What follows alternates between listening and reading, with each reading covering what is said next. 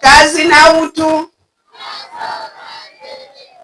Maadhimisho haya yanatukumbusha wajibu wetu kuhakikisha watoto wote wanapata haki zao za msingi na kukua katika mazingira salama yanayowezesha maendeleo yao. Malezi bora ndio msingi wa maendeleo ya mtoto, familia, taifa kwa ujumla. Mtoto anayepata malezi mazuri akiwa na maadili mema, afya njema, elimu bora na uwezo wa kuchangia maendeleo.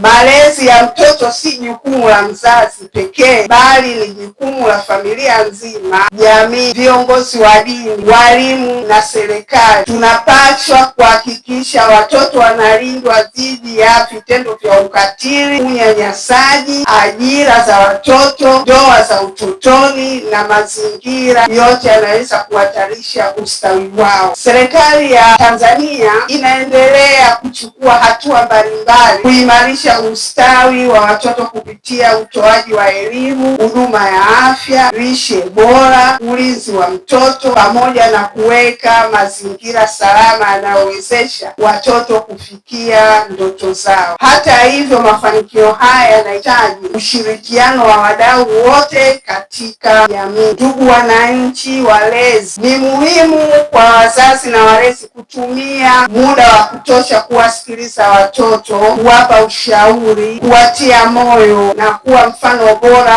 wa maadili mema. Vile vile tunapaswa kuhakikisha watoto wanapata fursa sawa na elimu bila kujali jinsia, hali ya uchumi au mazingira wanayotoka. Kwa watoto wote mliopo hapa leo, nawapongeza kwa juhudi mnazozifanya katika masomo na shughuli mbalimbali za maendeleo. Endeleeni kuwa na nidhamu, bidii na heshima kwa wazazi, walimu na viongozi wenu. Nyinyi ndio viongozi wa kesho na tumaini la taifa la kesho. Ndugu washiriki, napenda kutoa wito kwa jamii kuendelea kikamilifu katika kulinda, kutetea haki za watoto. Tujenge mazingira yenye upendo, amani, usalama kwa watoto wetu ili waweze kukua na kufikia uwezo wao kamili. Naomba sote tuendelee kuenzi na kutekeleza kauli mbiu ya mwaka huu kwa vitendo, tukitambua kuwa malezi bora ya mtoto ndiyo msingi wa familia bora ya taifa. Na kwa namna ya pekee nipende kuishukuru serikali yetu kupitia kwa Mheshimiwa Rais wa Jamhuri ya Muungano wa Tanzania Dr. Samia Suluhu Hassan katika kuimarisha upatikanaji wa elimu bora, ulinzi wa mtoto dhidi ya ukatili, unyanyasaji, vitendo vinavyokiuka haki za watoto kwa kupata huduma za jamii, kukua katika mazingira salama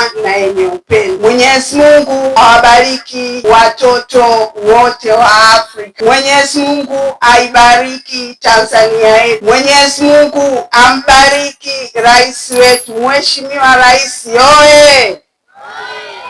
Mwenyezi Mungu atubariki sisi sote. Asanteni sana kwa kunisikiliza.